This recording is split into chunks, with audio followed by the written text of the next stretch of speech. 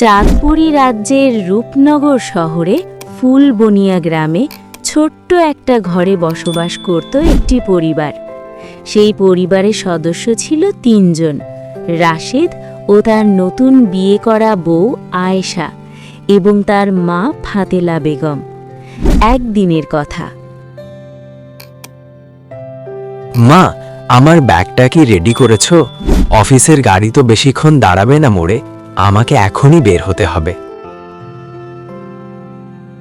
হ্যাঁ বাবা রাশিদ, তোর ব্যাগে সব দিয়ে দিয়েছি। টিফিন বক্সে পরোটা আর আলু ভাজি আছে, পানির বোতলটাও পাশে রেখেছি। তুই একদম চিন্তা করিস না। চিন্তা তো নিজের জন্য করছি না মা, চিন্তা হচ্ছে আয়েশাকে নিয়ে।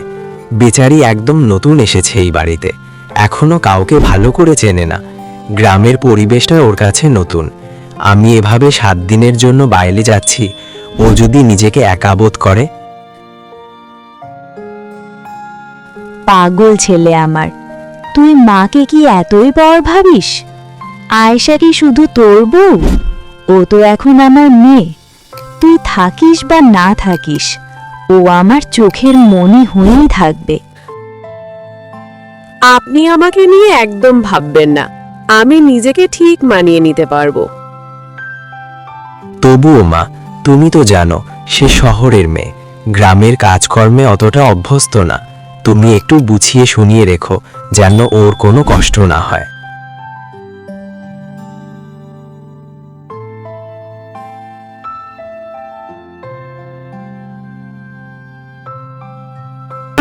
কি বিপদ রে বাবা!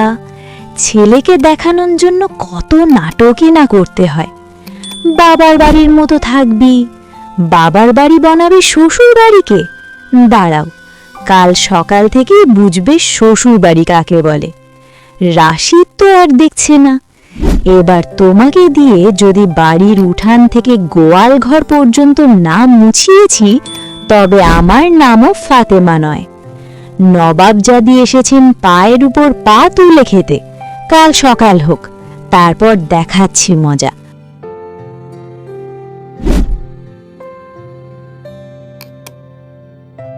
বেলা তো অনেক হলো, সূর্য তো মাথার উপর উঠে নাচছে, আর নতুন বউয়ের তো এখনো দেখা নেই।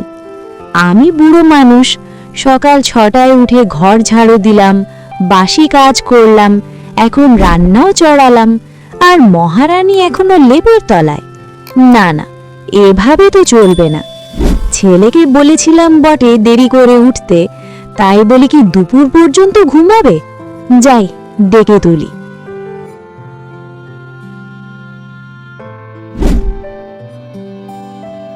বৌমা, ও বৌমা, কানে কি তুলো দিয়ে ঘুমাচ্ছ? বেলা কটা বাজে খেয়াল আছে?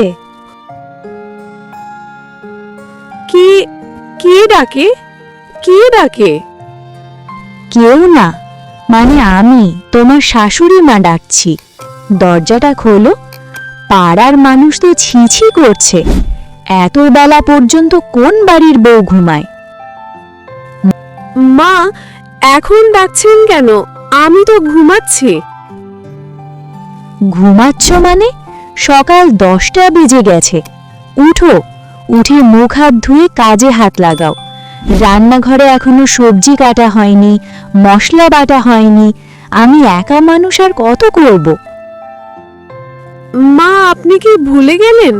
গতকাল যাওয়ার সময় রাশিদের সামনে আপনি তো বললেন, বৌমা, এটা তোমার বাবার বাড়ি, বাবার বাড়িতে যেমন থাকতে তেমন থাকবে, যখন ইচ্ছা ঘুমাবে।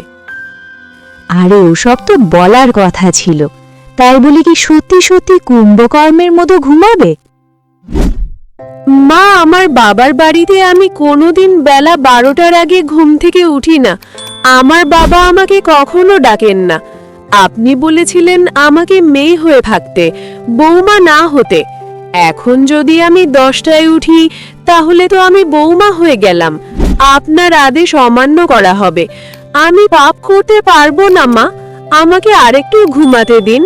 প্লিজ মা, ডিস্টার্ব করবেন না। কি ডিস্টার্ব করব না? আমার বাড়িতে শুলে আমাকেই হুকুম?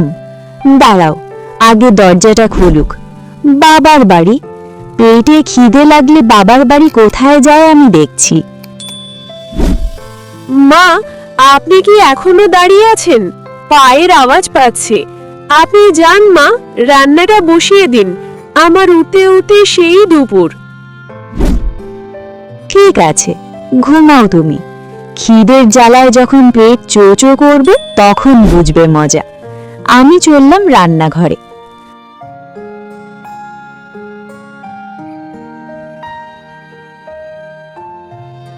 হায় হায়, এ তো দেখি মহা বিপদ। নিজের জালে নিজেই আটকা পড়লাম নাকি? রাশিদের সামনে একটু ভালোবাসা সাজতে গিয়ে এখন নিজের ঘাড়েই সব কাজ এসে পড়ল। এই মেয়ে তো দেখি কথার মারপিচ ভালোই বোঝে। ঠিক আছে, দুপুরের খাওয়াটা আসুক, তখন দেখবে বাপের বাড়ির তেজ থাকে কিনা।